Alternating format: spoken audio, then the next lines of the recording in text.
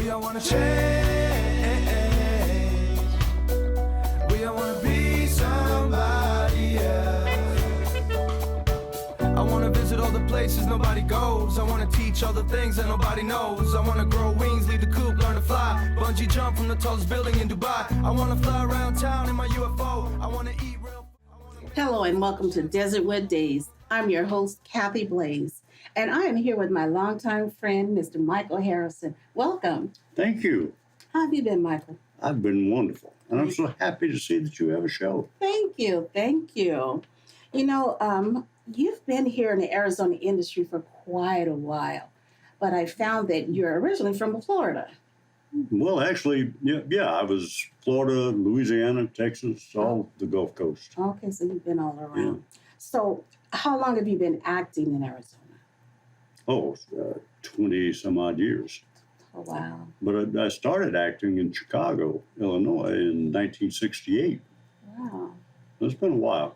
Well, I know I've seen you around on lots of productions. We were just speaking about the first production we worked on together. Mhm. Well, at least we think that's the first production Yeah. we worked on together. And that was pretty awesome. You've been a part of so many productions here in Arizona. Could you tell us about one of your most memorable moments on set? Oh, most memorable moments on set. There are many. You know, when I looked on IMDb, I think I've done 76 films in the last few years. And my favorite memory on set was we were filming, I did a trio of films, the Krampus films. Krampus, The Reckoning, Krampus Unleashed, and Krampus Origin. Uh-huh. On Krampus Origin, I was working with a lot of young kids who didn't really know much about acting. And I'm pretty method.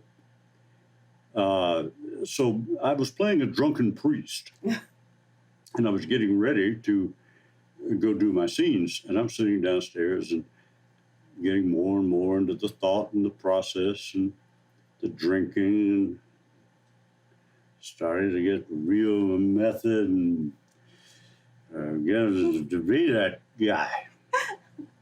And these kids come up to me and they really thought I was drunk. Sure they did. I'm sitting there, they'd say something to me and I'd reply in character. You know, they'd say, do you know your lines? I know my lines. Well, of course I know my lines. Is it a line of Coke? Yeah. And they're just appalled. They're thinking, "Oh my God, this Wow. goofy old man is drunk and high and crazy, and he's going to go ballistic on us." So I went and did the scene, and as soon as I did the scene, I shed all the drunkenness and came back to my normal charming self. And the kids just looked at me in utter disbelief that I sobered up that quick. I was never drunk. You know, you just thought I was drunk. Right. But what an amazing experience for them as new actors. I think so. I was telling them, you know, the secrets to acting is first listen. Listen to what the other guy is saying to you. Right. That brings your reaction. Sure.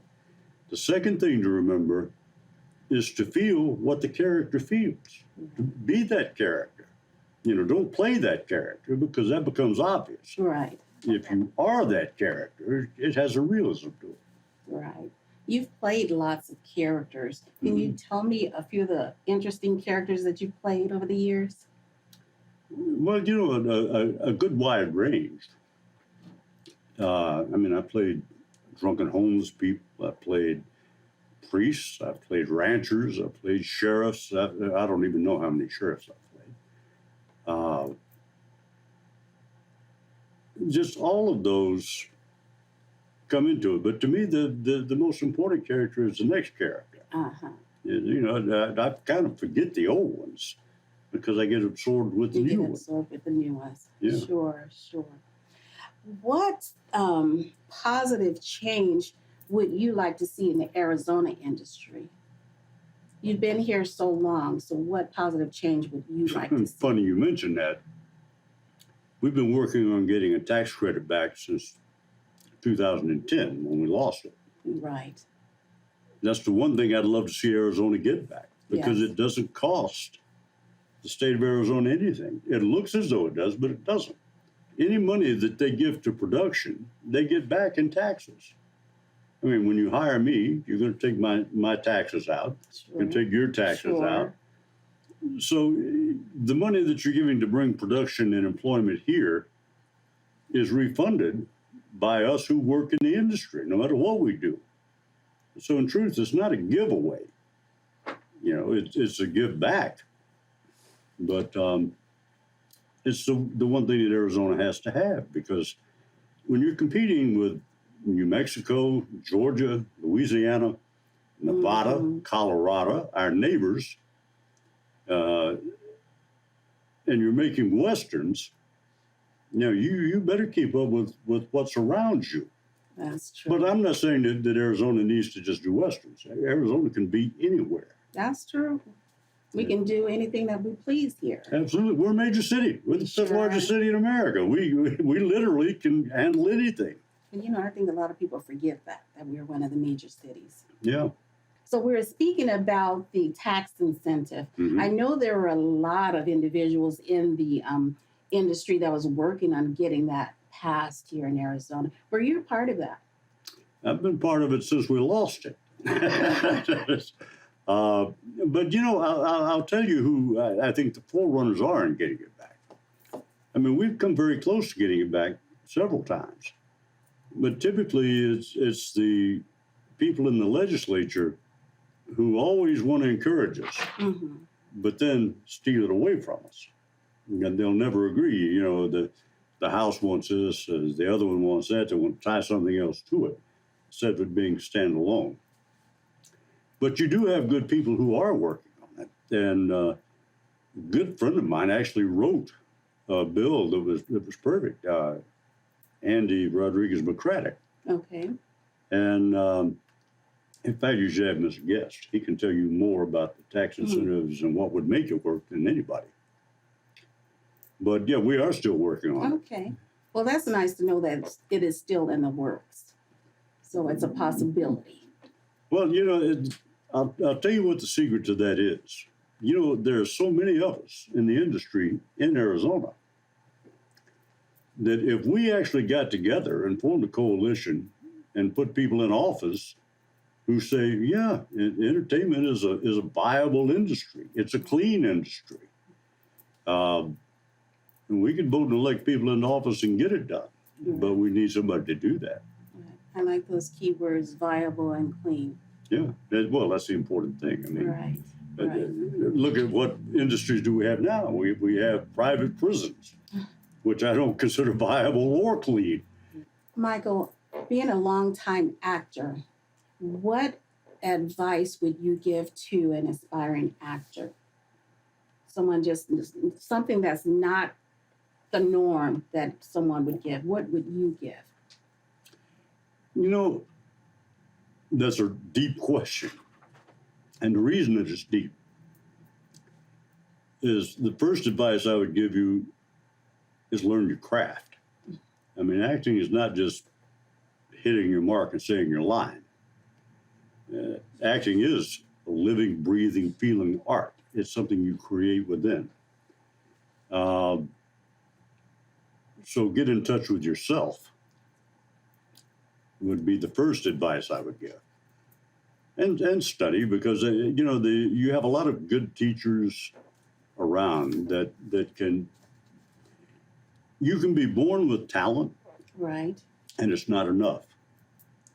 You have to learn the skill. You have to hone the skill. True. I mean, you could be a healer, but that doesn't make you a doctor. You become a doctor by studying and learning the skills and the craft. And that's what I would say to actors: learn your craft. Awesome. I like that.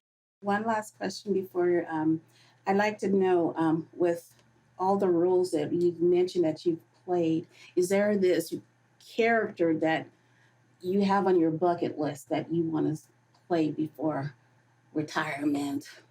When I was a little boy, there was an old black blues man that used to play on C Street in Belmont. And I listened to him all the time. He was one of my heroes. I mean, his name was Jim Green. He was an old blues singer. And I've often played Jim Green. Now, I know how crazy that sounds. And I know that there are people out there that would say, you can't do that, man. What are you going to put on a wig and makeup? And I said, well, yeah, because my intent is not to make fun of anybody. Right. My intent is not to make light of anybody. My intent is to express to the world what a very old black man meant in the life of a 5-year-old white boy. Awesome. Who didn't know anything about color, and Jim Green certainly never thought anything about color. He just knew he was an old man and I was a young man. That's all he knew. That's all he cared about. That's awesome. That was an awesome way to end this. Yeah. So where can our audience find you? Where can you find me? Yes, where can they find you? You can find me on Netflix. You can find me on Amazon. You can find me on Hulu. You can find me in Walmart in the discount bin. Social media, where can they find you? If someone You can wants find to me on reach out? Facebook, Instagram, TikTok. You're all over the place. Oh, yeah. I'm starting to dance on TikTok now. Okay. Well, maybe not. Thank you for joining us today, Michael. It was a pleasure seeing you again. And we will see you tomorrow with Desertwood Days. And I'm your host, Kathy Blakes.